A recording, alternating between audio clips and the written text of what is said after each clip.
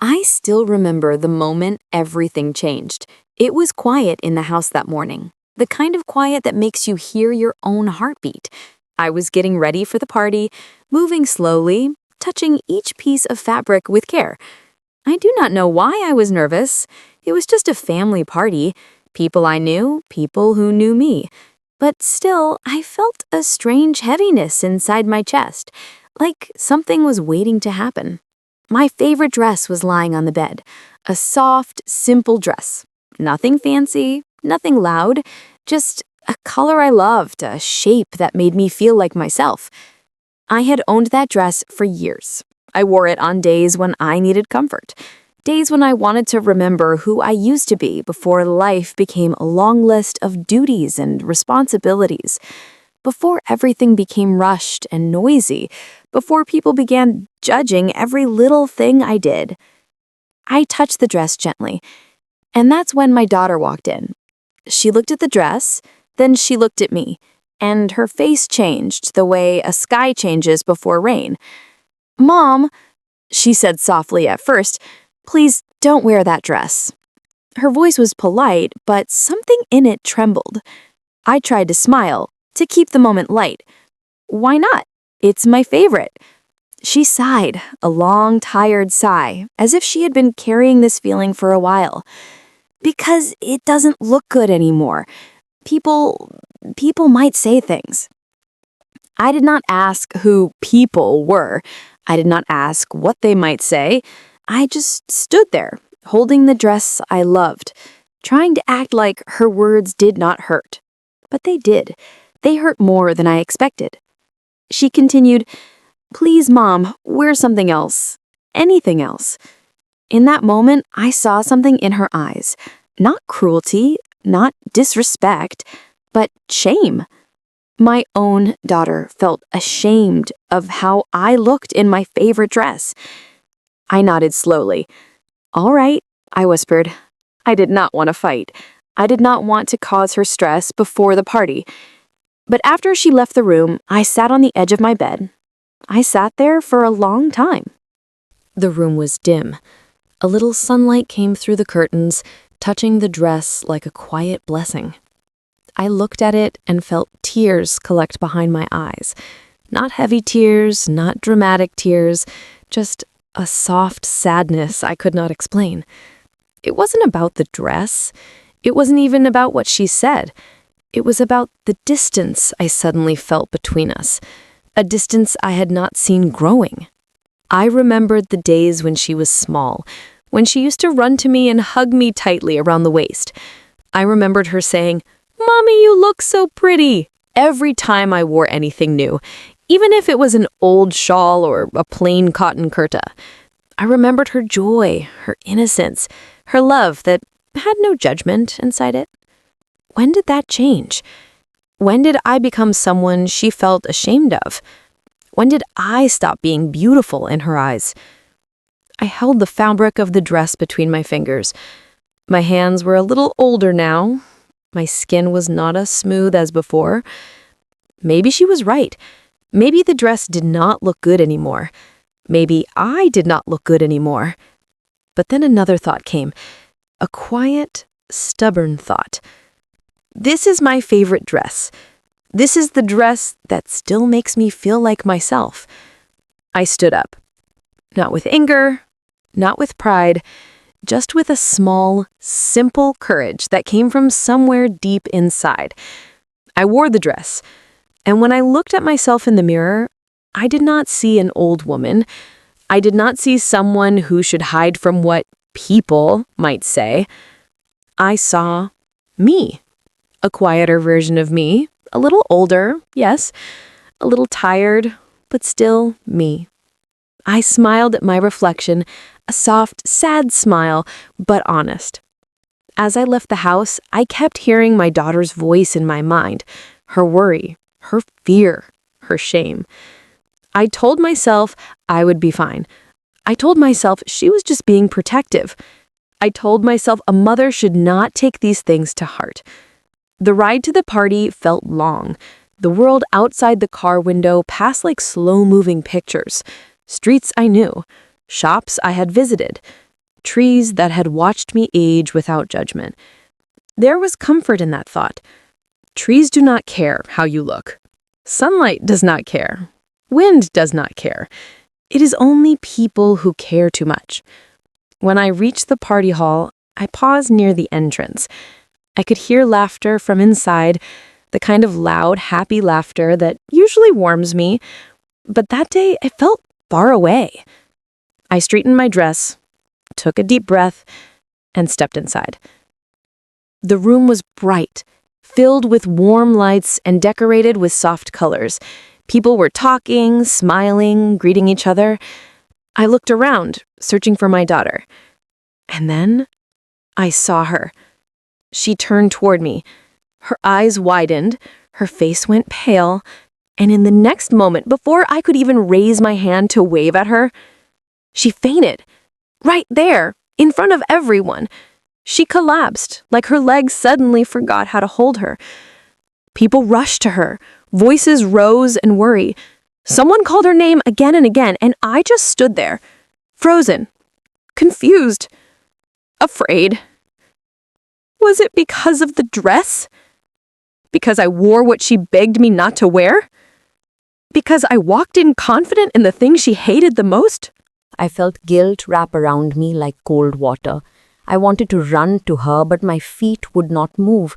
I wanted to speak, but my throat felt tight. In that moment, everything inside me broke. Not loudly, not dramatically, but quietly, the way old things break after being held together too long. I did not know then what the truth was. I did not know why she fainted. I did not know what she had been hiding from me or what secrets were about to come out. All I knew was that life was about to change again, and I was not ready. I did not know this was just the beginning of a story that would test my strength, my patience, my love, and everything I believed about my own worth. But this is where it truly began, with a dress, a warning, a party, and my daughter collapsing the moment she saw me. I want to take you back to the beginning, before the party, before the fainting, before the moment my heart broke in a way I never expected. I want to take you to the small, ordinary days, the ones that look simple from the outside but hold the whole truth inside them. Because stories do not begin with a sudden shock. They begin quietly, like a soft breeze that turns into a storm without anyone noticing. My name is Meera. I am a simple woman, even in the way I speak, even in the way I love. And my story, it is not grand or heroic. It is simply the story of a mother and a daughter who stopped seeing each other with the same eyes. I raised my daughter Rena with every warm piece of my heart. From the moment she was born, she felt like a small miracle I could hold in my arms. She had big eyes, curious eyes, the kind that made me feel she would grow into someone strong and bright. She used to follow me everywhere in the house, into the kitchen, into the garden, into the living room where we would sit together, just the two of us, playing with old photographs and laughing at silly things. Back then she would say, "Mama, when I grow up, I'll dress like you." And she would wrap my dupatta around herself and walk like a queen. I still remember those moments clearly. They feel close enough to touch, even though they are now far behind me. We were not rich, but we were not unhappy. Our house was small, made with plain walls and simple furniture, but it felt warm. The kind of warmth that comes not from wealth, but from love, or at least from the hope that love is enough. My favorite dress came from that time. It was a simple cotton dress, soft and faded at the edges, light blue with small white flowers printed on it. Nothing fancy, nothing expensive, just something I felt comfortable in, something that made me feel like myself. I wore that dress on special days, festivals, school meetings, birthdays. For me, it held memories. For Rena, at least back then, it held comfort. She would tug at the sleeve, sit on my lap, press her cheek against it. She would say it smelled like home. When she was still a child, she never cared about what I wore. But children grow, and sometimes they grow away from what they once loved. As Rena entered her teenage years, things began to change. Not all at once, Slowly, very slowly, like the way light fades in the evening without you noticing until the room is dark. She started becoming more aware of the world. What people say, what people think, how appearances matter, how clothes matter, how being seen in a certain way matters. I remember one afternoon when she was around 13. We were going to her friend's birthday party. I walked out wearing my favorite blue dress. She looked at me, paused, and said softly, Mama, people wear fancy things to parties. Don't you have something else? It wasn't rude, just uncertain, just a little embarrassed. At that moment, I laughed and changed. I didn't want to make her uncomfortable. I thought it was just teenage shyness, but it was the beginning of something bigger. Over the years, comments like that became more frequent. Small suggestions, small corrections. Mama, not this. Mama, people might judge. Mama, maybe wear something modern. Each time, I took it lightly. I thought, she's growing, this is normal, teenage children say such things. I told myself it was part of life, part of motherhood. I never felt hurt, not then, because her love was still clear in her eyes. When she went to college, she changed even more. Her ideas changed, her style changed, her sense of identity changed. She became more confident, more aware, more polished. And I was proud of her, truly proud. Every mother wants her child to grow, to shine. But with that growth, a distance quietly formed. A distance she did not notice. A distance I tried to ignore.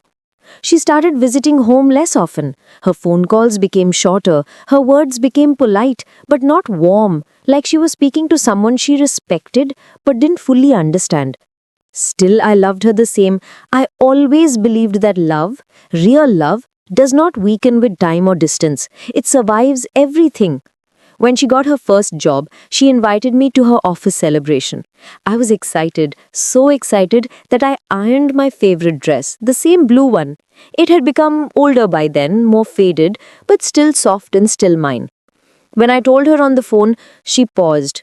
A long, uncomfortable pause. Mama, maybe not that dress, please. My colleagues are, well, they dress very professionally. I felt something sting inside me, just a tiny sting, but I smiled and said, It's okay, beta, I'll wear something else. She sounded relieved, and I told myself not to take it to heart. After all, she was young, she was building a career. Maybe she felt pressure, maybe she didn't want to look out of place. I tried to understand, because mothers always try to understand. Through the years, these small moments added up, like little drops of water filling a glass.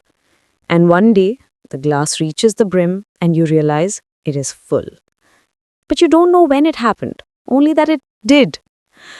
As she grew older, her world became more polished, more modern, more elegant. She lived in a new city now. She attended events, gatherings, dinners. She wore beautiful clothes, kept up with trends, followed influencers. I was happy for her. I truly was. But somewhere inside me, a quiet fear began to form.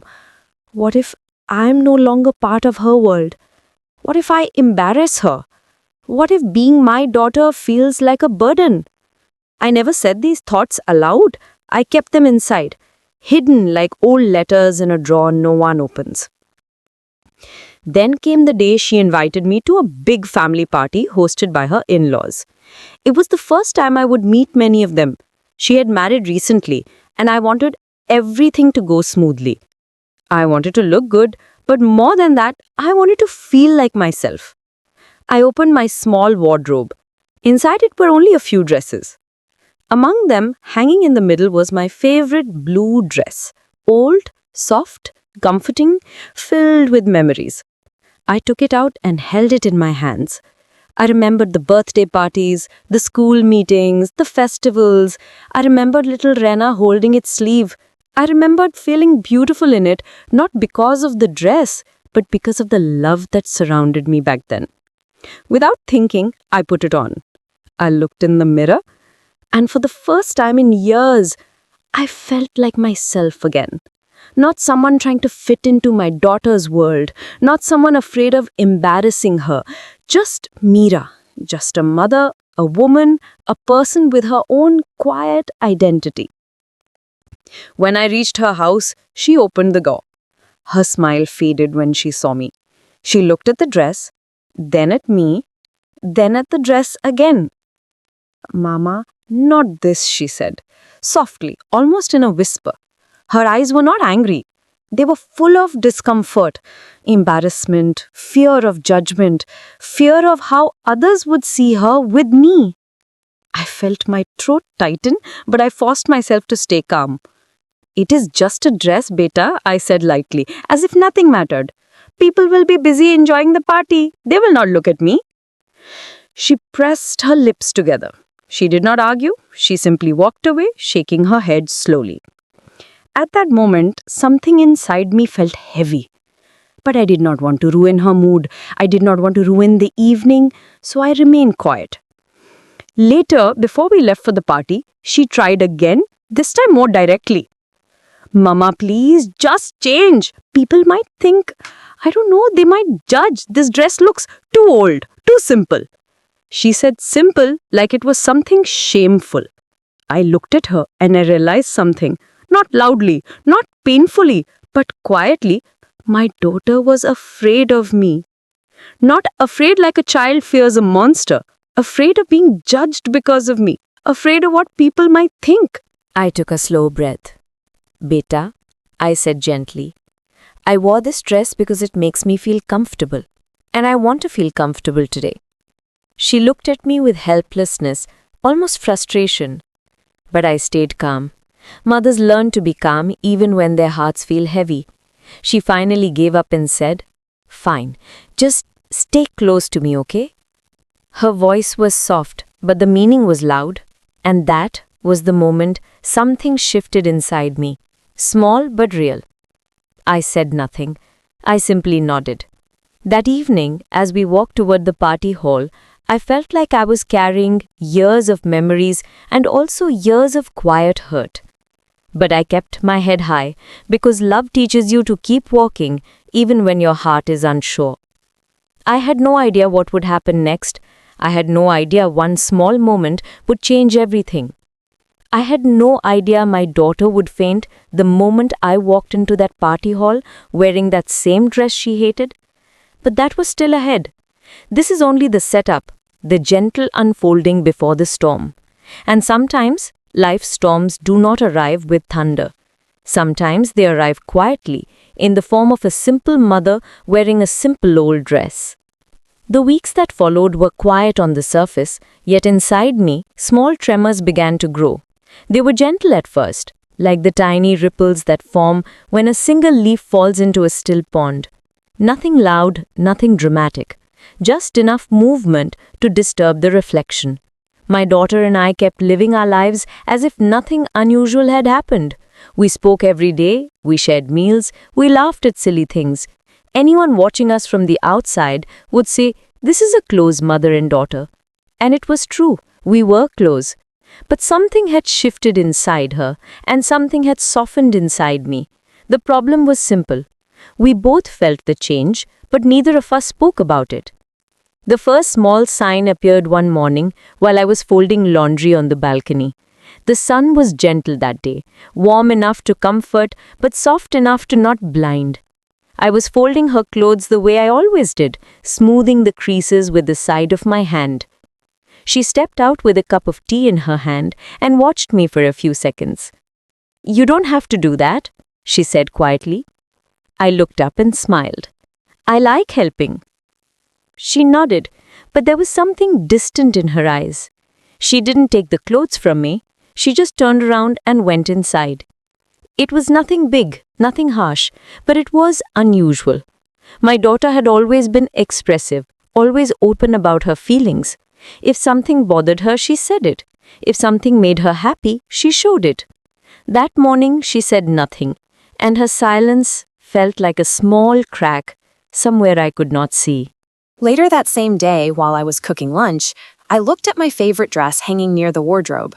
The one she didn't want me to wear to the party. The one she said looked cheap or not good enough. I tried not to let those words bother me, but they stayed with me in a quiet corner of my mind. Why did she say that? What made her feel that way? What was she really thinking? I had worn that dress for years, on happy days, on sad days, on days when I felt confident, and on days when I needed something familiar to make me feel grounded. It wasn't about the money or the style. It was about the comfort, the memories, the quiet strength it gave me, like a gentle reminder of a time when I had nothing but hope. But after her comment, every time I looked at that dress, a new feeling came: self-doubt. One evening, as we were eating dinner, she looked at me for a long moment. She wasn't angry, just thoughtful. And then she asked, "Ma, do you always have to wear that dress to special events?" Her voice wasn't sharp, it wasn't disrespectful, it was hesitant. I placed my spoon down softly and wiped my fingers. "It makes me feel comfortable," I said. "Why do you ask?" She shook her head quickly. "No reason. I want you to look your best." Her words were kind, but something inside me felt unsettled. It wasn't about the dress anymore. It was about what she thought of me, what she wanted me to be, or maybe what she didn't want me to be. That night, after she went to sleep, I sat alone in the living room. The faint yellow light from the lamp spread softly across the room, making everything look older and quieter. I held the dress in my hands and ran my fingers along the fabric. It wasn't fancy, it wasn't new, but it carried stories. It carried pieces of me. Why did it suddenly bother her so much? I told myself not to overthink it. But emotions don't always listen to logic. They grow on their own, quietly, silently, until one day they become too big to ignore. 2 days later, we were invited to another gathering. Not a fancy party, just a small meeting at our neighbor's house. I wasn't planning to wear my favorite dress that day. I chose something simpler, something neutral. I didn't want to create unnecessary tension. I didn't want her to worry about how I looked. But as I stood in front of the mirror, adjusting my dupatta, I saw her watching me from the doorway. "Ma," she said softly, "don't wear that one either." I turned around slowly. There was no anger in her voice, but there was discomfort. "Why not this one?" I asked gently. She hesitated, then sighed. "It looks old. People will think you don't take care of yourself." Her words stung a little, not because they were cruel, but because they came from someone I loved deeply, someone whose opinion had always mattered more than she knew. I smiled quietly. "I take care of myself in my own way." She didn't respond. She just looked tired, as if she was carrying a worry she didn't know how to explain.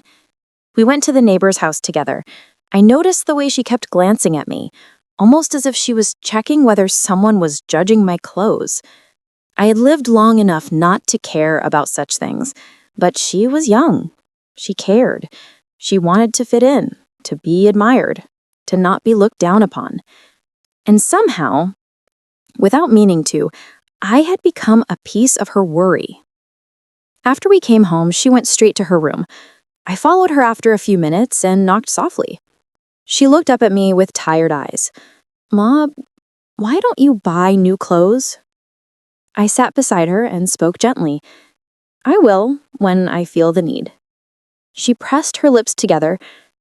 "But I want you to look modern."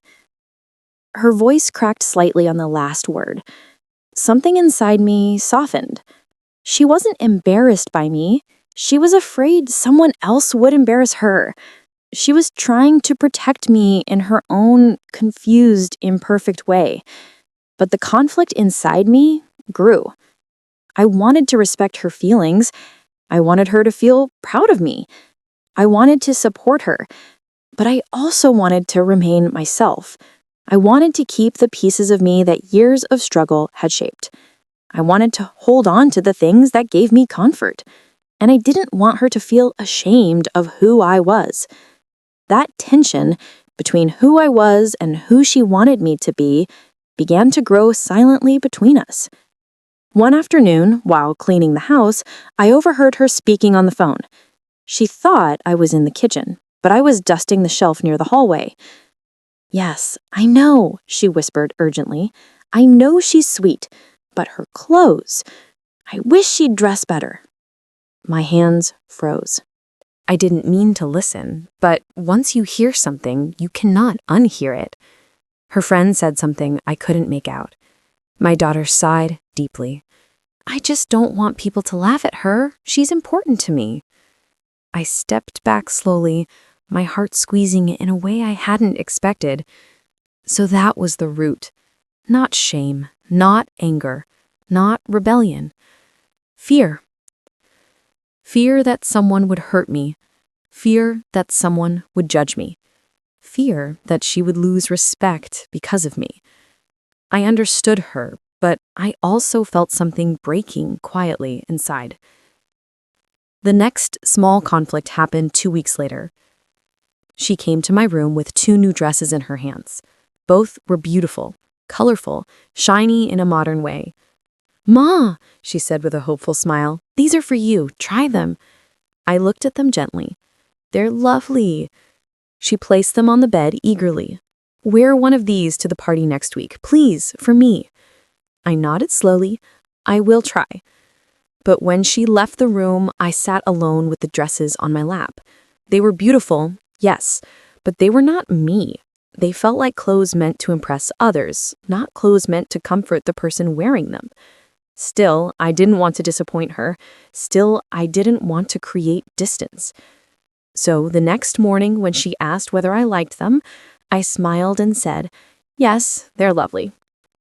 But she noticed the hesitation in my voice. Ma, she said softly, do you not want to wear them? I paused for a moment, then spoke gently. I will wear them if it makes you happy. She looked down at her hands. It will.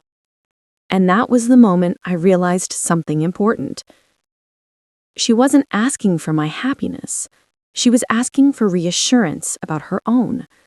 I was becoming part of her identity, part of the image she wanted to present to the world, part of the story she wanted others to see. And that was where our quiet conflict lived. As the day of the big party approached, the same one where she would eventually faint, the distance between us grew wider, even though we still spoke, still laughed, still behaved like a normal mother and daughter. It was a subtle distance, the kind that hides beneath everyday words, the kind that grows quietly in the spaces between conversations, the kind that isn't visible to the eye, but is felt deeply by the heart. She became more careful around me, more watchful, more sensitive. If I wore something simple, she sighed. If I dressed up in my own style, she frowned.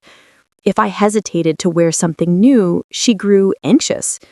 And I became quieter. I stopped sharing my thoughts. I stopped expressing my preferences. Not because I was afraid, but because I didn't want to hurt her. I didn't want her to think she had failed me.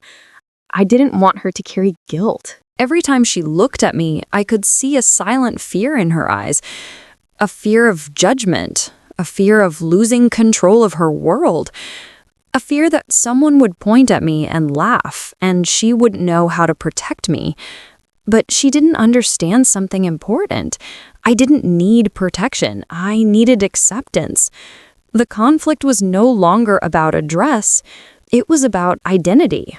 It was about love being tested by insecurity.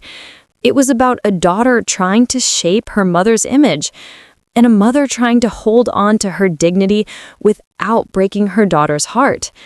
We were both trying. We were both struggling. We were both hurting quietly. And everything, every sigh, every small comment, every room left silently was slowly guiding us toward the moment that would change everything. The moment at the party, the moment she would see me, the moment she would faint, and the moment we would both understand the truth about our feelings. I often think that life does not give loud warnings before something important happens. It only gives small signs, soft ones, gentle ones, almost like whispers. And when we fail to listen to them, life speaks a little louder. That is how the turning point of my story arrived. Not suddenly, not violently, but slowly, like a quiet tide rising around my feet. It happened on the evening of the big family celebration. The same evening when my daughter told me not to wear my favorite dress. The same evening when her eyes held something I could not understand. The same evening when my heart felt heavy, but I kept smiling, because that is what mothers do. We smile even when something feels wrong. The day started like any other, but there was a strange silence in the house. The kind that feels like air holding its breath. My daughter moved around the rooms quickly, as if she wanted to avoid looking at me. She answered my questions with short words. A simple yes, a short no, or a soft maybe later. I noticed. Of course I noticed. A mother's heart notices everything. But I told myself, it's her big night. She must be stressed. Maybe she is tired. Do not disturb her. So I stayed quiet. I kept my feelings inside, like I always did. As the sun began to set, I took out my favorite dress from the cupboard. It was simple, not expensive, but it made me feel like myself. It carried memories. I had worn it on days when I felt strong, and on days when I needed strength. It was a part of me. But when my daughter saw it, she froze for a moment. "Mom, not this dress," she said softly. Her voice was not rude, but it felt unfamiliar, distant, like she was speaking to a guest, not the woman who raised her. I asked if something was wrong, trying to keep my voice calm. She said no quickly, but she said it was not suitable, that people would notice. She asked me to wear something else. People would notice. Those words felt heavier than they sounded. I looked at her face. Her eyes were restless, wandering, avoiding mine. She looked almost scared. But scared of what? Scared of whom? I did not know. I wanted to ask, but she was already turning away. So I folded the dress gently and placed it back. I picked something else, something ordinary, something safe. But a small voice inside me whispered, "Why?" Why did it matter what I wore? Why did she look so uncomfortable? Why did she speak as if my presence itself could cause trouble? Still, I tried to silence my thoughts. It was her special night, after all. Mothers are expected to understand without asking too many questions.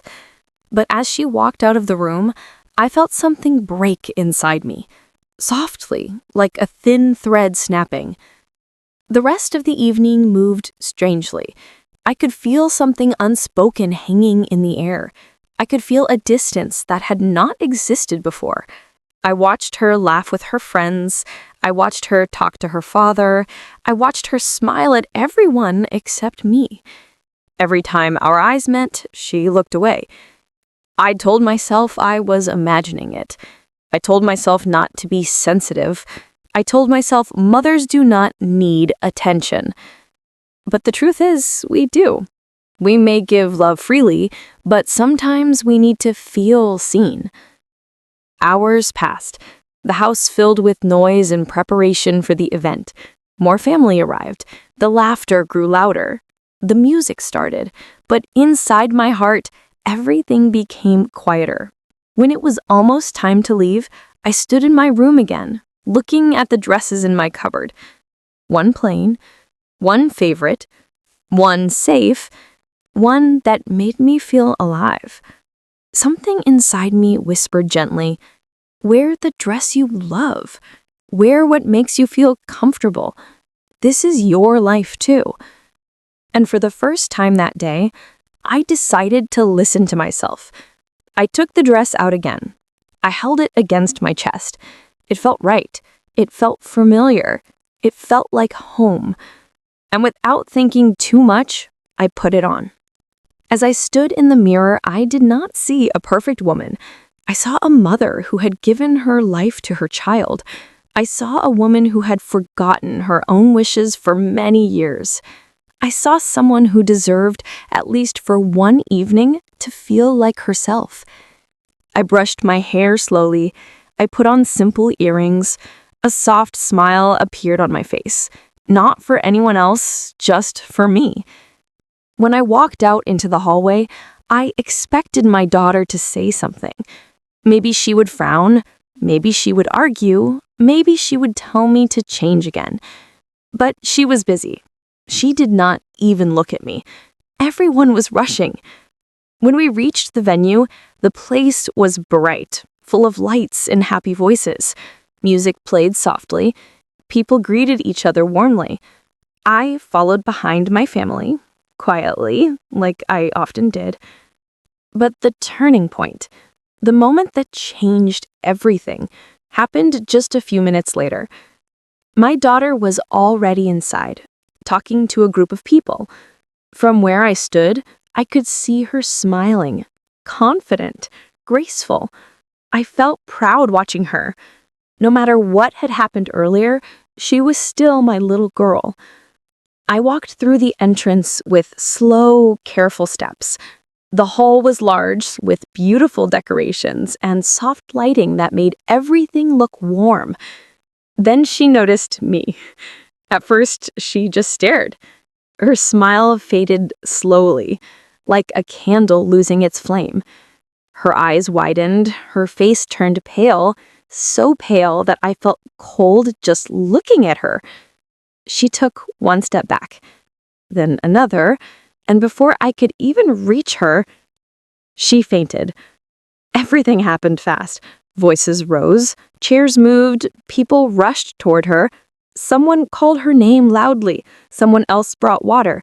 Her friends tried to wake her up, and I just stood there, frozen, still, lost. My feet refused to move. My hands felt cold. All I could hear was a buzzing sound in my ears, like thousands of tiny wings fluttering at once. Did she faint because of me? Because of my dress? Because of the thing she had been hiding? I wanted to go to her. I wanted to hold her. But something kept me rooted to the floor. Something heavy. Something painful. Something that whispered, "You are the reason." When they finally helped her sit up, she looked around with confusion. Her eyes landed on me again, and the same fear appeared. Not surprise, not embarrassment, fear. Mom, why are you wearing that? She whispered. Her voice trembled. Her hands trembled. Her whole body trembled. And in that moment, the truth revealed itself, not through words, but through her expression. She was not worried about people laughing at me. She was not ashamed of the dress itself. She was terrified because she knew something I didn't. She had been hiding it, avoiding it, running from it. And now the secret had caught up with her. She knew this dress. She knew the story behind it.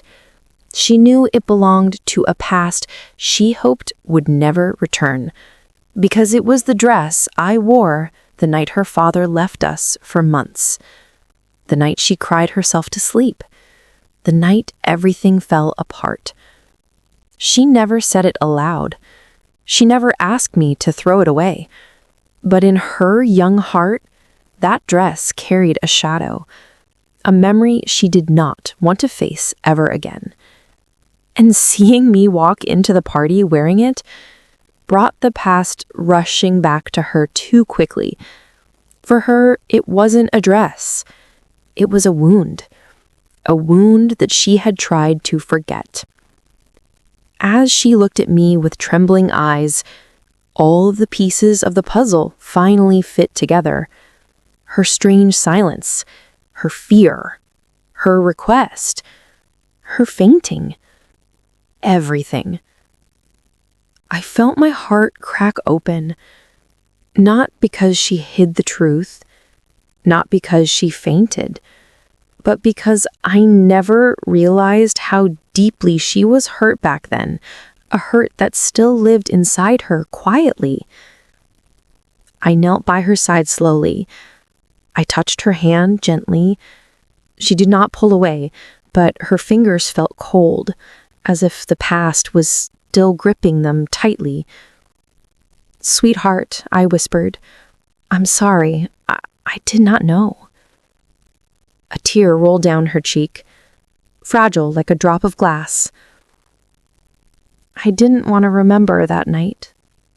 I didn't want to see you in that dress again. I didn't want anything from that time to come back." My breath caught. My heart ached. Years had passed, but her pain had not, and without knowing, I had brought it back into the light. "It's okay," I whispered again. "I understand now." But the truth was, I didn't fully understand. Not yet. There was still something hidden behind her fear, something deeper, something she had never told me. She tried to speak again, but her voice broke. "Mom, there's something else I need to tell you. Something important. I didn't tell you because I was scared." Her lips trembled. Her eyes filled again. "I know the truth about that night. The real truth.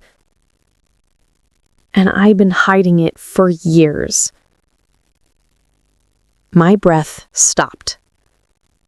The room around us disappeared. The music faded. The voices blurred. Only her words remained. And when she finally told me what she had been carrying inside her heart all these years, Everything I believed about my past, my marriage, and my family changed forever.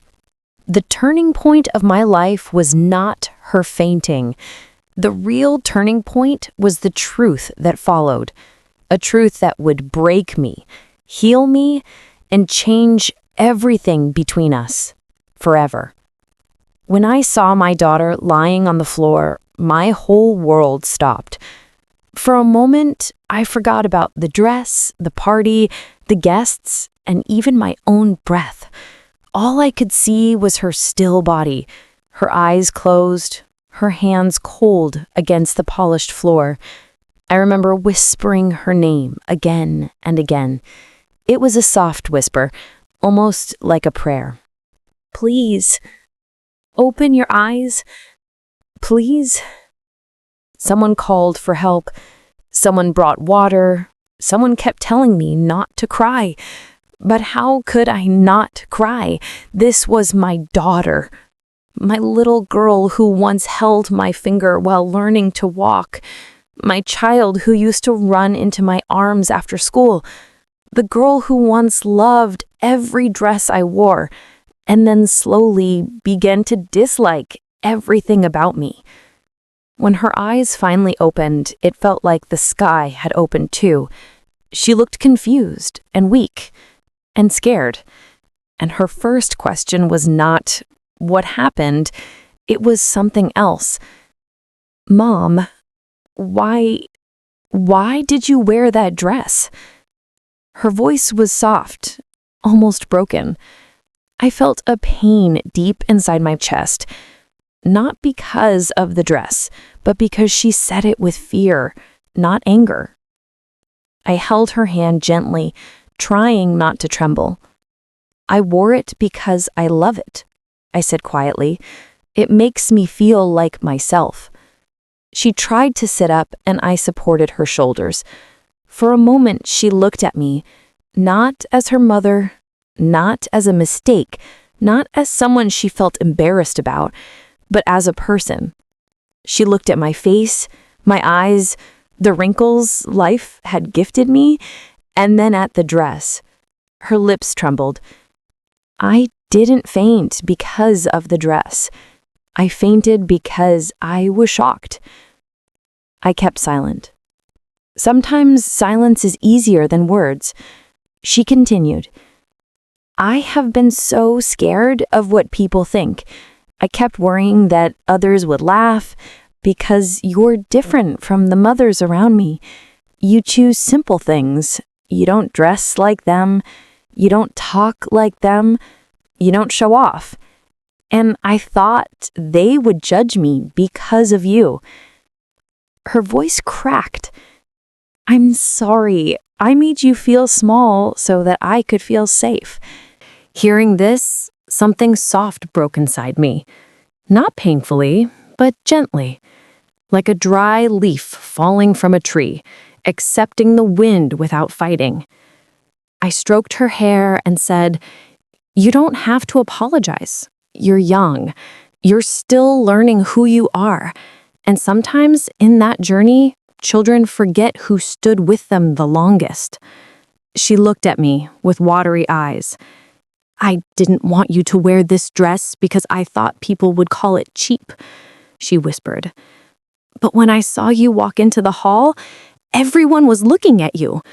Not because of the dress, but because you looked confident. You looked beautiful. You looked happy." A tear ran down her cheek. "And I felt so ashamed," she said. "Ashamed of myself, not you." I took her hands in mine. "Do you know why this is my favorite dress?" I asked softly. She shook her head.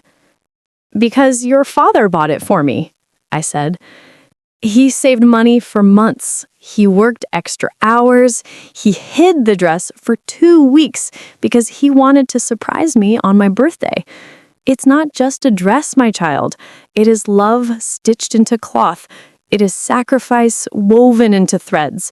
It is memory and hope and youth and promise. When I wear it, I feel him close." My daughter closed her eyes as if absorbing every word. "I didn't know," she whispered. "You didn't ask," I replied gently. "There is so much you don't know about me. Not because I hid it, but because you never thought my story mattered." She sobbed quietly, and I held her like I used to hold her when she was a little girl, small, fragile, and scared of the world. After a long silence, she said, "Mom, can we start again?" The party noise echoed in the background. People were talking, music was playing, laughter floated in the air. But in that small corner where my daughter and I sat, time had paused. I smiled at her, a warm, tired smile. "Yes," I said, "we can always start again." She wiped her tears and whispered, almost shyly, "You look beautiful in this dress." I laughed softly for the first time that evening and kissed her forehead. "Thank you," I said. "Do you want to walk inside with me?" She nodded, though her eyes were still red. But before we stood up, she held my hand tighter and added, "Next time, wear whatever you want. I want to learn how to be proud of you and proud of myself." In that moment, I felt something change. Not in the room, not in the party, not in the world, but in her. She wasn't fainting anymore. She was waking up. When I saw my daughter lying there, so still, so pale, something inside me went quiet. There was no anger, no confusion, only fear. And beneath that fear, a deep tenderness that only a mother can feel, even when her child has misunderstood her, judged her, or hurt her.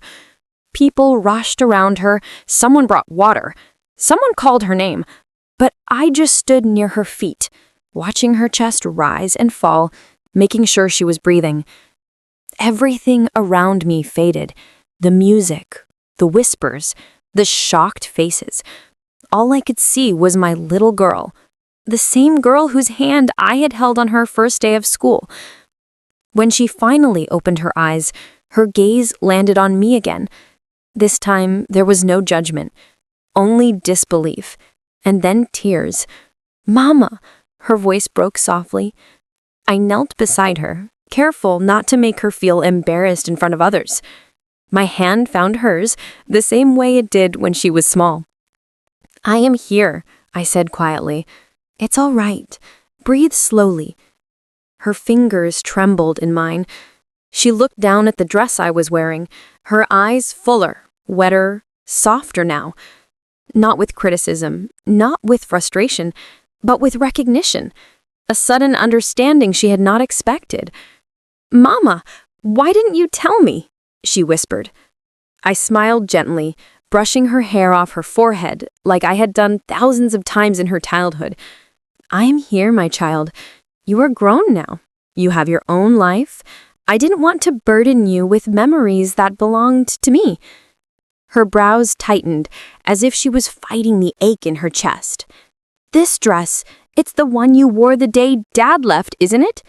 I nodded. "And also the one I wore the day he came back. The dress is not about loss. It is about survival. It carries pain, yes, but it also carries strength." She covered her mouth with her hand. Her breath shook. "I thought it looked outdated, Mama.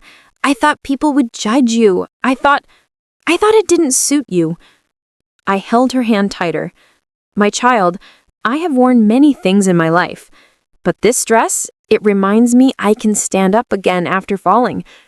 That is why I love it. It has nothing to do with fashion." Her tears rolled silently, slipping down her cheeks like small apologies. "And when I saw you walk in wearing it, I saw you, really saw you, for the first time in a long time, not just as my mother, but as a woman with a story that I never bothered to understand." I bent closer, lowering my voice so only she could hear me. "We all forget sometimes. Life makes us busy. It makes us blind. But moments like this, they help us see again." She nodded softly, still trembling. Then she said something I had not expected. "Mama, I fainted because you looked beautiful. The kind of beautiful that comes from pain, from dignity, from resilience. I wasn't ready to see you like that. It overwhelmed me." My heart grew warm and heavy at the same time. For so many years, I had tucked parts of myself away, my joys, my fears, my memories, because I didn't want her to carry my burdens. I wanted her path to be lighter than mine. And yet, here we were. She leaned her head onto my shoulder, like she hadn't done since she was a teenager. I placed my hand gently on her back. After a moment, she whispered, "Will you tell me the whole story someday? About the dress? About that time in your life?" "Of course," I said softly, "whenever you are ready." She pulled back slightly and tried to smile. It was small, shaky, but full of sincerity. "And Mama," she said again. "Yes, child. Next time, wear whatever makes you feel strong. I will never stop you again." I smiled, feeling warmth spread through my chest like sunlight after a long winter. "And next time," I said softly, "you will stand beside me proudly." She nodded. One of her friends came to check on her again, and she assured them she was fine. Together, she and I stood up slowly. She held my arm tightly, as though she needed me for balance, but also as though she didn't want to let go. We walked back into the party together, not as mother and daughter in conflict, but as two women finally beginning to understand each other. And for the first time that night, the dress didn't feel heavy with memories. It felt lighter, as if sharing its weight made it easier to carry. My daughter squeezed my hand as we stepped into the soft lights of the hall. "Mama," she whispered, "you look perfect." And for the first time in many years, I believed her. When I think about that night now, I often close my eyes first. I do not know why I do that. Maybe because the memory is bright, like a light that touches both the heart and the eyes. Maybe because a part of me still feels the softness of my dress, the warmth of the room, and the shock on my daughter's face just before she fainted. And maybe because that night changed something inside all of us. After the doctors assured me she was safe, I sat beside her for a long time. The room was cold, but her hand in mine was warm. Her breath was steady. Her eyelashes rested like shadows on her cheeks. Looking at her lying there, I remembered her as a little girl. The way she would run to me, the way she would hold my dupatta, the way she would cry when she scraped her knees. And I wondered, very gently, how we had reached a point where a dress, a simple dress, could become a reason for fear, shame, and heartbreak. Life is complicated in ways we do not notice at first. We think we are making simple choices. We think we are protecting someone or respecting someone or avoiding trouble. But sometimes in those same choices, we accidentally build walls. My daughter had built one, and I had built one too. And that night when she fainted, those walls finally cracked. When she woke up the next morning, the first thing she did was look at my dress. It was still folded on the chair, clean, soft, quiet. She stared at it for a long time, and then she looked at me. Her eyes softened, but her voice was small. "Mum, I'm sorry." Those 3 words felt like a sigh inside my heart. Not because I needed them, but because I knew it took courage for her to say them. I reached for her hand and she held mine tightly, maybe tighter than she had ever held it before. There were no tears, no dramatic moment, no loud apologies. Just a quiet understanding that something had gone wrong between us and both of us wanted to make it right. Later, when we went home, she followed me to my room. The window was open and a soft breeze moved the curtains. The morning light fell on my dress again. She picked it up carefully, as if it was something fragile, something she had once hurt and now wanted to protect. "I never meant to shame you," she said. I thought people would talk." I smiled at her, a slow smile, a forgiving smile, a mother's smile. "People will always talk," I said, "but our love cannot depend on their words." She nodded, and in that moment, I saw something shift inside her. Something gentle, something true.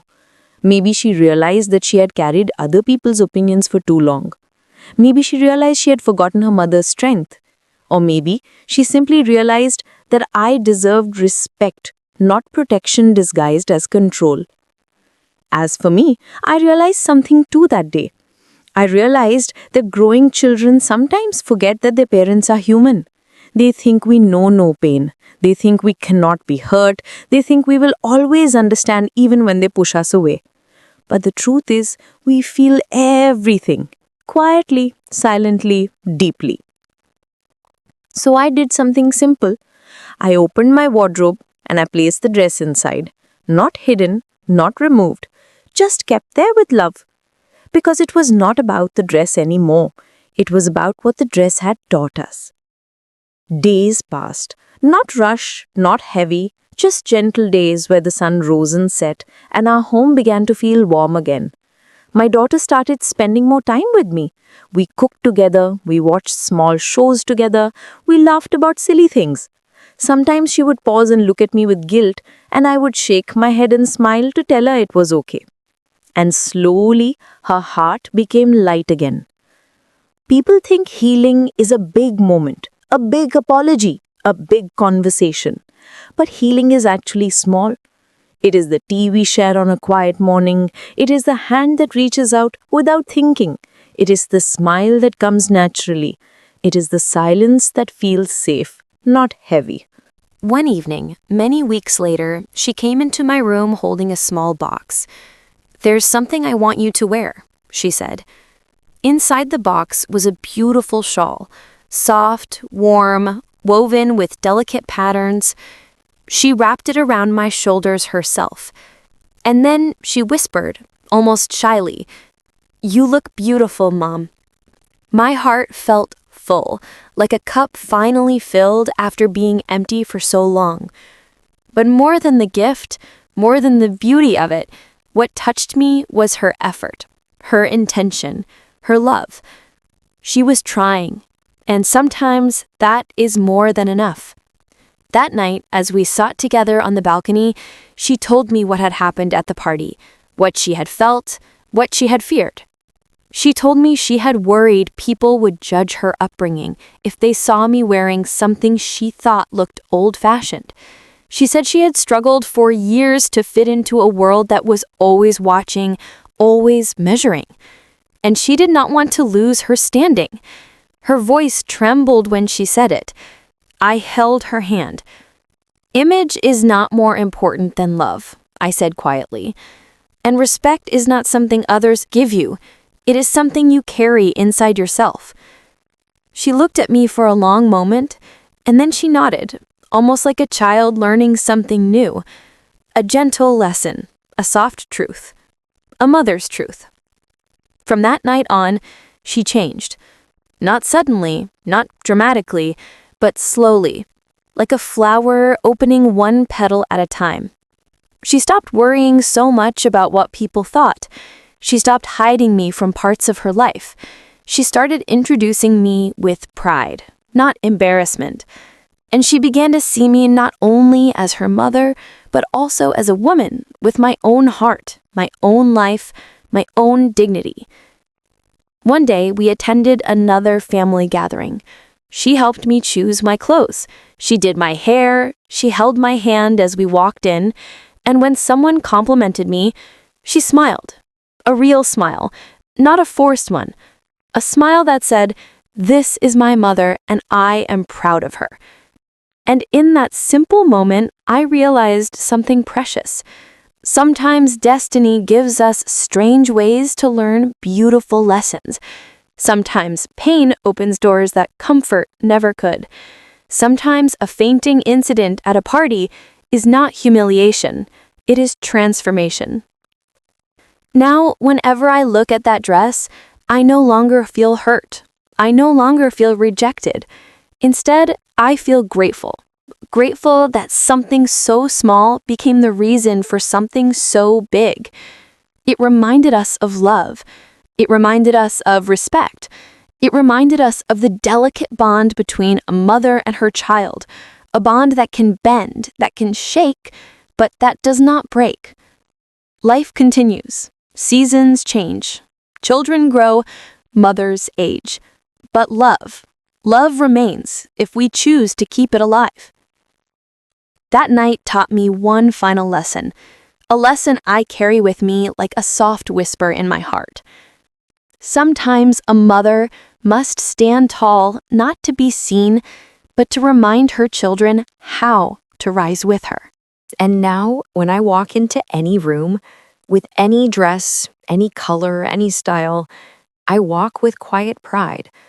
Not because of what I wear, but because of what I learned. And because my daughter now walks beside me. Not ahead, not behind, but with me. Hand in hand, heart with heart, mother and daughter, learning, healing, and growing together.